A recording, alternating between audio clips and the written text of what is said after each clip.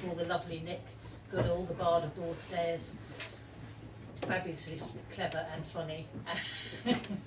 Come on, go on. Come on, Nick. All right, okay. Thank you very much.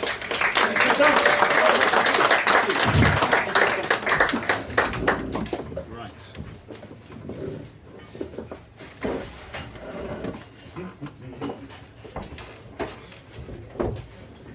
Right, here we are. Let me take this evening.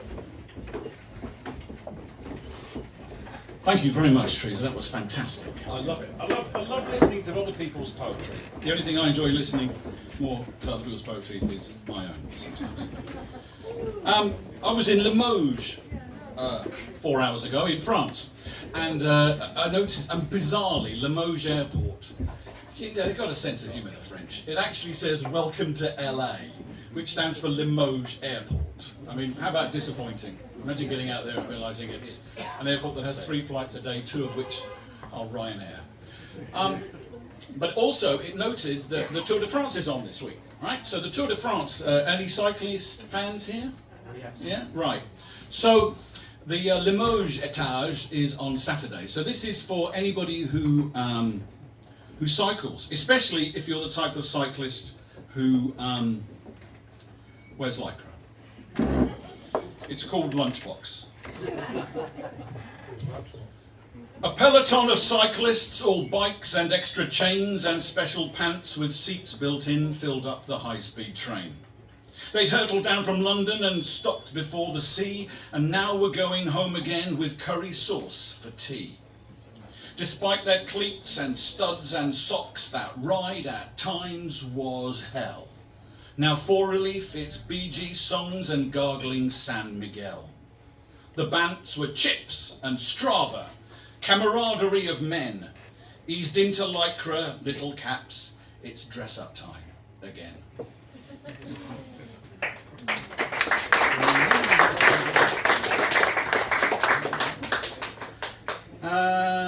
You know what they say, proper preparation prevents piss poor planning, and in this case there's absolutely no evidence I did any proper preparation at all. So let's just do some poems at random. Any psychotherapists in the room? No, 2 hands went up, one down really quickly. It's all right, it's not a request. Anybody had psychotherapy? Yeah, who hasn't? So this is called "And How Long Have You Felt Like This?" We always hurt the ones we love. They're closest to our truth, primed and yet quite unprepared to be the one that soothes. Outcomes are worst in tantrums, rants and moody sulks. You just don't understand and I don't see results. Perhaps secure in all but love, unseen they make a scene. Achievements count for nothing when you're stuck at age 15. Every day is a Groundhog Day. Relief or analgesic, a rictus grin, another gin, your pain's encyclopedic. Does it sound like you? You're halfway there. Please carry on the digging.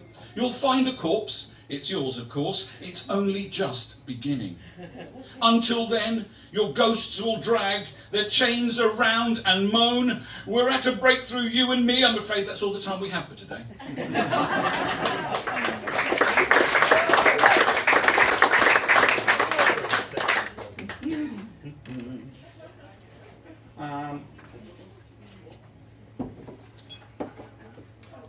John Cooper Clarke, a much-loved contemporary poet.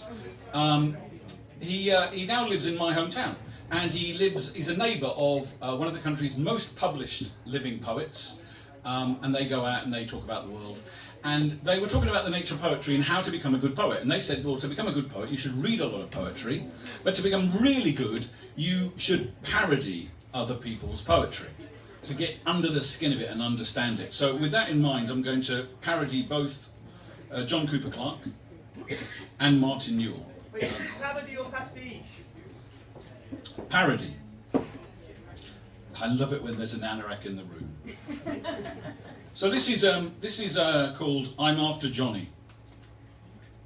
Will you let me be your Johnny Clark? I want to be your dog that barks. We'll be the voices in the dark, watching box sets of Poldark. Will you let me be your school caretaker, your Saturday night defibrillator? Which you I'll be the masticator, could you be my blotting paper? Will you be forever home and call, not text, it's called a phone. Expect to give the dog a bone, on your coffee I'll be the phone. Will you react favourably, put the baton in boulangerie, read my poems out in threes, foreplay horizontally? Will you love me like a horse? I've got the house brand special sauce, eat kimchi till my voice is hoarse, our loving will be coarse, of course. Will you be my final date? I am implying mortal mate. Don't delay, don't hesitate, might not be bad, might not be great. Will you listen to me moan? On me she shat, that bird has flown. I want to pack my dripping phone in your sack of sushi rice.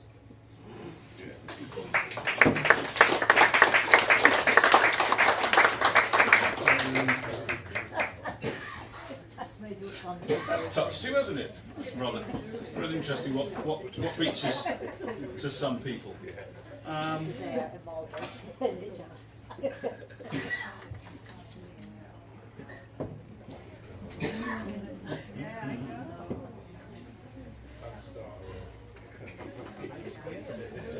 So I come from North East Essex, which has an accent more like Suffolk than estuary, and Montanewell comes from that part of the world. So I'm going to try and revisit my childhood when I had a bit of a Suffolk twang.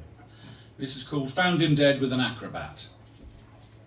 Twisted round her little finger, half a clown and part-time singer, high wire act, bit of a minger, ex-stunt double, Corporal Klinger. Found him dead with an acrobat. Diclofenac spread round flat, duvet bunch round plates of meat, fish for dinner, special treat. This is what the papers spat. Found him dead in an acrobat. Hoping for a decent send-off, garage flowers, hat in cough, skin on fire, heart of ice, try the rhubarb, really nice. Elephant ears, Dactari's trunk, gluten-free, still got him drunk. No one knew but no one asked, thought that he'd been played for laughs. Tried his best, then failed at that. Ready reckoned, scored as twat. Didn't mean to hurt the cat. Found him dead with an acrobat. Found him dead with an acrobat. Went in first, but last to bat. The dirty, rotten, stinking rat. Found him dead with an acrobat.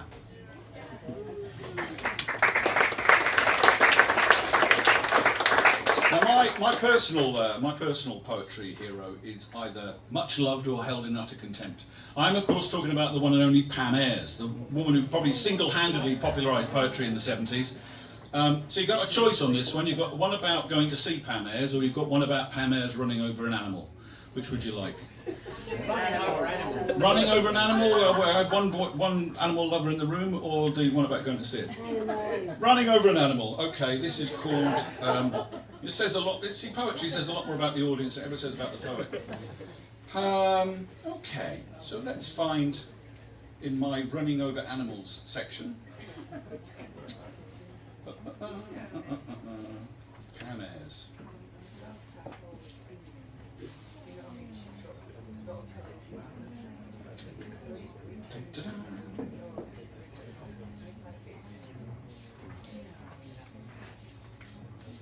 What about the other one? What about the other one? Yeah, what about the other one? What about the other one? Yeah, it's still in luggage. Here we go. Eventually, there's only 200 in this book, and they're not in the order they should be. So.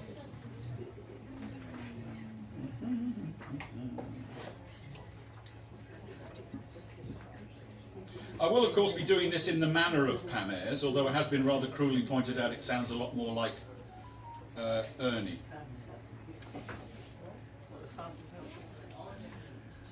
Oh my word, I said out loud when I was driving home. Is that a stoat I saw ahead standing in the road? I rather hope it wasn't, as I think I mowed it down. Might have been a fox, I suppose, not in that part of town. Can't be helped. I'll clean the tyres. There's not much else to do, as Mr. Stoat or Mrs. Stoat won't ever make the news. I expect that you are thinking now this isn't one of her wittiest poems. There's no obvious gag or punchline coming, and you think I'd best be going. I wasn't being sweet and rustic enough, coming over cynical blasé. There's more to life than my teeth and old man, but that stuff, it doesn't much pay. But here's to all the trivia that life is mostly made of, when you don't look out for the big stuff, like justice, peace, and kindness, or in my case, a stoat.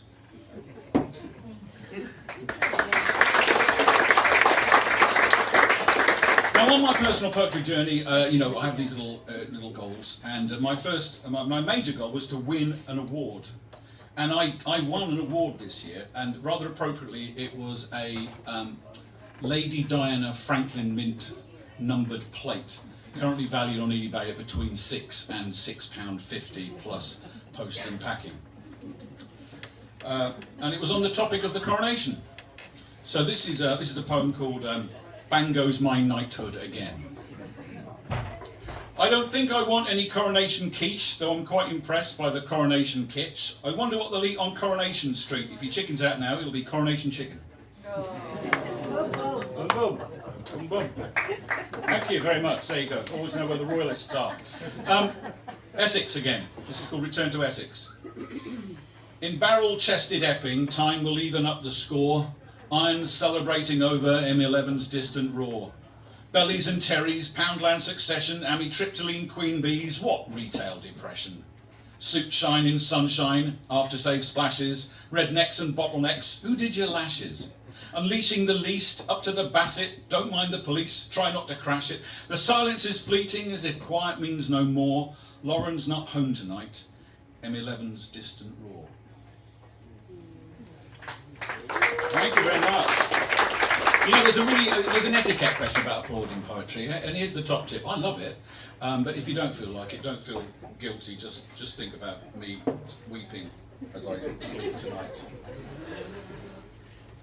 Art. Anybody been to the Royal Academy for the summer exhibition? Good. You see, the thing about the exhibitions where they lay out all the art for you is to say, right, little people, this is what art is, and appreciate this. Right? So you're an idiot, basically. You're idiots, and we're telling you what's good art. And of course, that's no way to appreciate it. This is called Within These Walls. Without 1600 laid before me, what do I know of art? The famous, fated, loved and hated, overlooked and overrated, tucked away and understated. Without price list and dots of red, what do I know of art? I've even read the glossary, but where are the faces? Oh, there are the faces, or traces of faces, I guess. Without the clues of social mark, what do they know of art? Birkenstocks and sneakers, summer dress and linen suit, shoulder bag and mobile phone, straw hat, pork pie, baseball cap.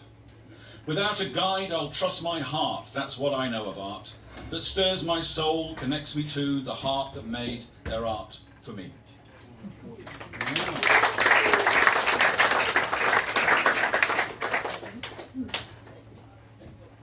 Have you been round somebody's house and noticed little things left behind that suggest the life that was there before?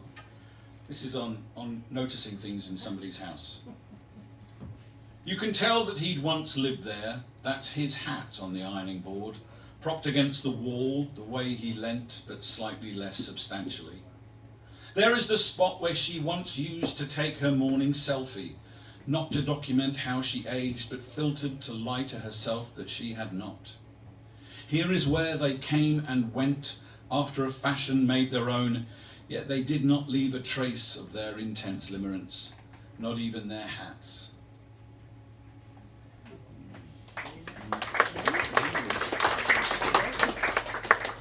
It's easier in the winter, people applaud to keep warm. Nick, limerence? Limerence. What is limerence? See, that's it pays to increase your word power. It's that rather curious state which is somewhere between love and not really. There'll be a workshop after this. It's National Fried Chicken Day today. Bet you didn't know that. And National Chocolate Day. Every day is National Chocolate Day.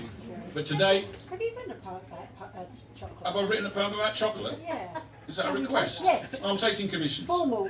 A formal request to Yes. write a poem about chocolate. Okay, let's do it now. Let's freeform it. Okay. I really love chocolate, me. I really, really, really love chocolate. If I don't have enough chocolate, I want more. Brilliant. That's the most tragic thing that's ever happened to me. The work that goes into these, and I just say, I love chocolate. You get a round of applause. Dear, oh dear. Dear, oh dear. Actually, no, it's a well-established poetry technique, especially in Thanet. What I've come to notice is if you go along to a poetry evening, you try and read the room and work out what people identify most of all, and then you layer on that sympathy. I once went to a poetry evening where, I know it's an awful thing to say, this woman stood up and she goes, I'm going to die very soon, I've got a terminal diagnosis. And you think, okay, we'll applaud this one. And I thought, well, I'm going to die as well, I'm going to get some applause the same way. But anyway. This is called, this is about my fridge. It's the most commented poem I've ever written on Facebook, but all the comments were about the contents of the fridge. Everybody had an opinion about what was in the fridge. Some people didn't like that, other people wondered what that brown stuff was, but mostly people just didn't like my fridge. Were they from Thanet?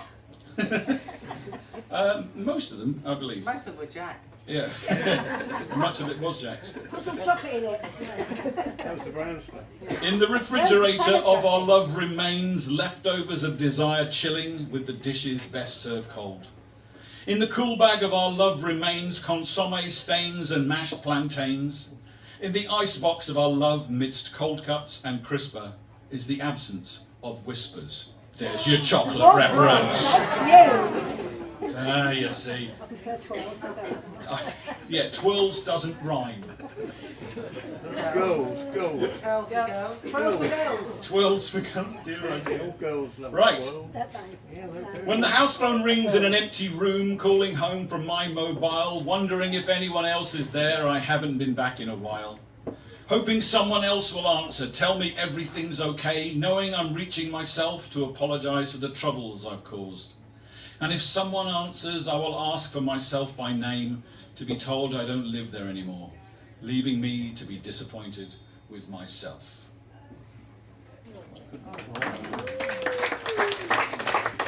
Okay, this one has a trigger warning.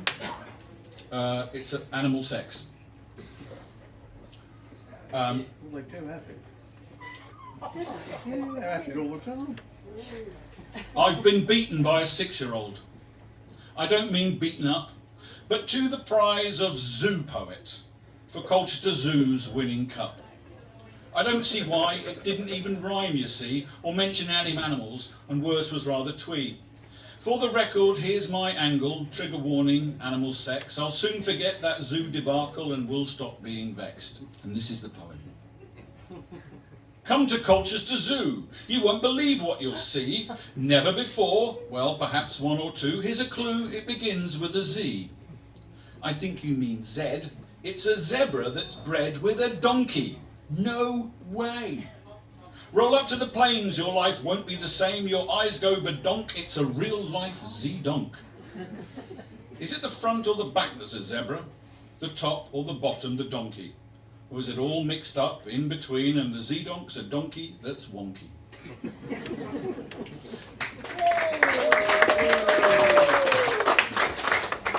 Every day some folks say is a gift, but we know some of them are just meh.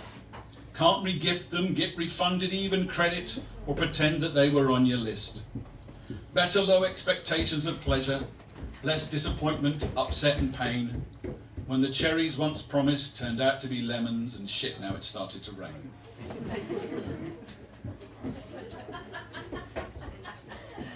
It's like a window into private worlds, isn't it?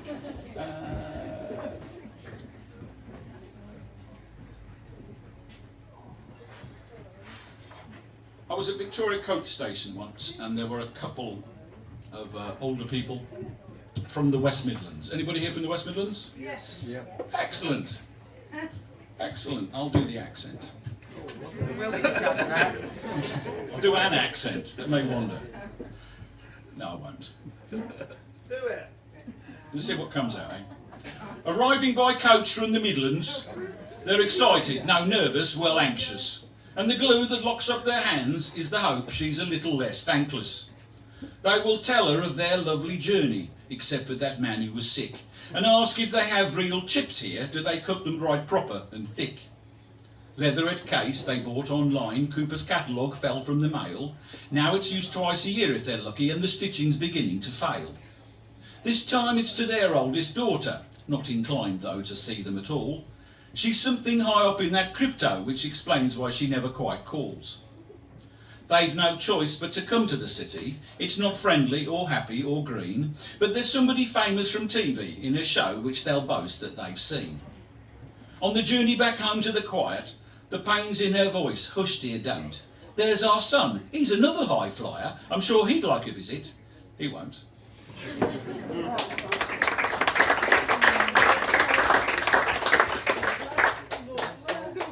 How was it? Was it all right? Not bad. They got no cow and bob little crisps here though, have they? See, I know, it's like, what? I think it's something to do with crisps. I was out walking, when I was last in France, I was out walking these enormous dogs. And they're really powerful animals. And I was advised that the best thing to do with the dogs is don't hold the leads. They may run off or they may stay by you, and that's your clue as to your relationship with them. And it's a bit of a metaphor for relationships. Drop the ropes. Let your grip loosen, hands open at the instant of no pull. Feel the fray fall away, moment snatched in the inertia, intermission ahead of freedom. The ropes will drag behind, tails once umbilical, now unclipped, relics of connection. Whether guides or guards, they will drop off very soon. With a liberty, with a equality, I'm still howling at the weather. Now, a couple more and then we'll have a break, because I need a drink.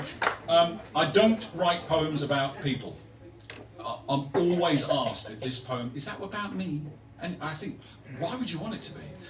And an idea comes from somewhere, and you know, you jolly it up a bit, because life isn't really that interesting, except this one. This is about a person, I won't tell you who it is, but she really likes chocolate. And this is a true story. I was around my lovely friend Deb's house, and she had all these jigsaws, right? It's a time of life thing. It's just jigsaws everywhere. And I'm looking at these and I'm making small talk about them, and she goes, yeah, me and Phil, we really like a threesome. Where do you go with that? Right? Turns out, 3 people making a jigsaw together. Yeah, right. This is called each to their own. My friend enjoys jigsaws and threesomes, combines them, I'm puzzled to say. Sometimes she starts off in a corner, and when bits are pressed in, hopes they'll stay. Both games have their own special tables. Likes both hard, for a while at least. She begins with her favourite, edging, and does sky when her friend Sky's a beast. Doesn't help when the pieces are half cut, like the couple she met in the pub. Can I find what I need, she will wonder. Is there any point? Ah, there's the rub. Won't be judged by the jealous or pervy, or the haters who don't get her thing. But in threesomes, like bad paintings of Big Ben, there is often a piece that's missing.